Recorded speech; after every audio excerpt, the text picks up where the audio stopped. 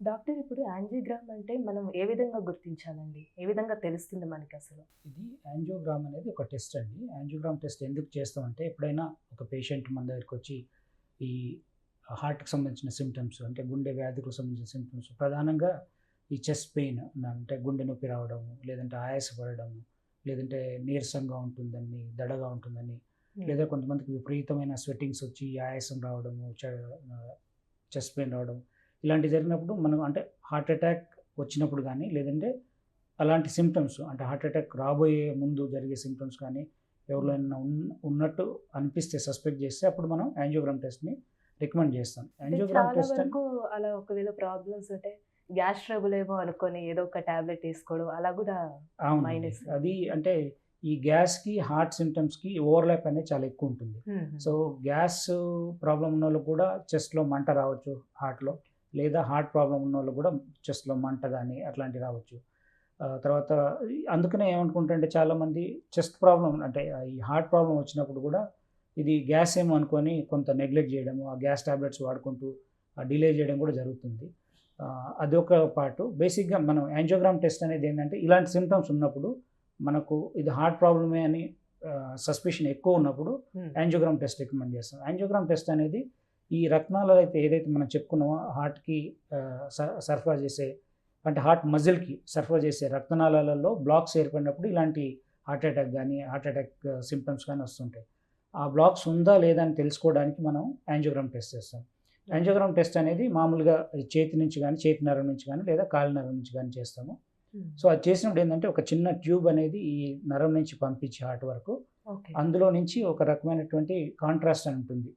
యాంజియోగ్రాఫిక్ contrast, హ్మ్. Radiographic contrast. దాన్ని ఇస్తూ ఎక్స్‌రే గనుక తీసినట్టయితే అందులో మనకు బ్లాక్స్ ఏమున్నాయి, ట్యూబ్ అనేది ఎలా ఉందంటే ఇవన్నీ ట్యూబ్స్. అవన్నీ ఈ తెలుసు. రత్నాలనేవి ట్యూబ్స్. ఆ ట్యూబ్స్ అనేవి ఎలా ఉన్నాయి, సాఫీగా ఉన్నాయా, ఎక్కడైనా నారో అయినాయా అనేది మనకు తెలుస్తుంది.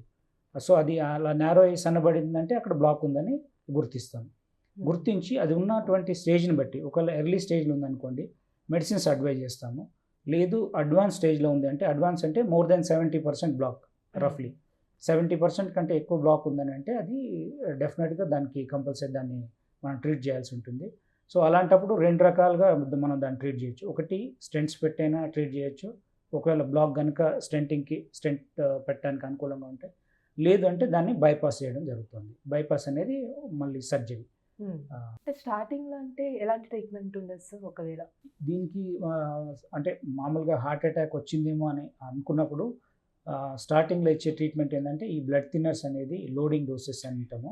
ఆ లోడింగ్ డోసెస్‌లో ఈ యాస్పిరిన్, క్లోప్డోగ్రెల్ లేదా టికాగ్రాల్ లాంటి మెడిసిన్స్ టాబ్లెట్స్ గానీ, లేదంటే బ్లడ్ థిన్నర్స్, యాంటికోయాగులెంట్స్ ఇంజెక్షన్స్ ఉంటాయి కొన్ని. హ్మ్. Heparin related injections. ఆ హెపారిన్ లాంటి ఇంజెక్షన్స్ ఇవ్వడం గానీ, తర్వాత కొన్ని రకాల స్టాటిన్స్ కానీ, ఓకే. అలాంటివి ఇస్తుంటాం. ఒకవేళ ఇది స్టేబుల్ యాంజియోనా అనుకోండి. అంటే స్టేబుల్ యాంజియోనా అంటే కొంతమందికేంటంటే కొద్ది దూరం నడిచిన తర్వాత పెయినొస్తుంది. మళ్ళీ ఆగినప్పుడు తగ్గిపోతుంది. హ్మ్. అలాంటి వచ్చినోళ్ళకి అది తగ్గించడానికి సార్బిట్రేట్ అనే టాబ్లెట్ అనేది యూజువల్‌గా రికమెండ్ చేస్తూ ఉంటాం.